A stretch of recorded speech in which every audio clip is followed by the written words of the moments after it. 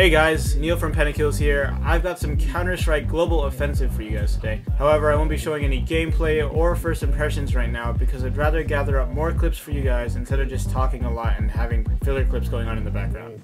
So trust me, the video is coming, just give it some time. Meanwhile, this video will be showcasing the menu system and my opinions on it. So, let's get started. As you can see in the background, Global Offensive's menu system resembles Portal 2's menu system very much in terms of the button setup and rollover highlights.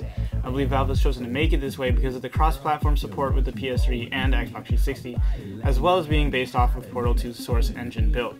Being based off of this engine means that the game will be running in DX9 and not in DX10 or 11. So moving on, we can see the help and options menu. Things that catch the eye here are buttons like how to play, showing that there may be a tutor function similar to Team Fortress 2's.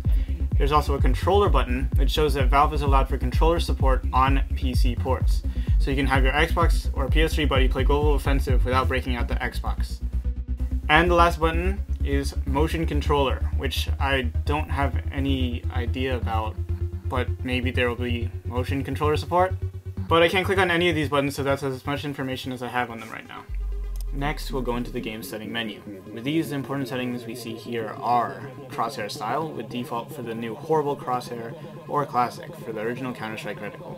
Crosshair behavior to make the reticle expand according to the spray size, and enable developer console, which means we'll be able to use sources console. And yes, from what I can tell, all the original commands like sensitivity, binds, and alias are still there. Next, I'm just going to let you guys have a quick look at the keyboard and mouse settings section. There really isn't anything new in this section, so just pause the video if you'd like a closer look. Next up is the video settings tab. In this menu we can see the normal settings we saw in Portal here, but I'd honestly like to see something closer to the menu we saw in 1.6 in Source, where you can adjust the individual settings like shadows and textures. Again, I'm pretty sure all these buttons are pretty normal to you guys, so I'll let you pause it if you want to see it. The advanced settings button is here in the bottom, and something I'd like to note is that the game was almost unplayable with vertical sync left on its default setting, which was triple buffer. This may be changed in the final version of the game, but I think if you're going to be playing this game competitively anyway, you should disable this setting. Last one we have to go over is the settings in the audio settings tab. The only thing really notable here is that 5.1 was something that you could choose from the speaker configuration selector. Now we're going to go to the play button and go over how to join games. What's really interesting here are two buttons. The build your team button, which I think may be for creating scrim matches, or it might be for creating a ranked team. And the training course button, which seems like a tutorial mission for new players. The two buttons that I'm able to click on right now are Quick Match and Create Match. Quick Match currently brings you to a game with free slots and creates a match, and Create Match currently creates a game with bots for local play.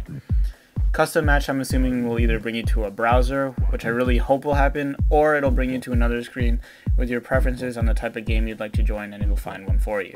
In the Create Match button, we can see two classes of gameplay, as well as two subclasses for Arsenal mode and three subclasses for Classic mode.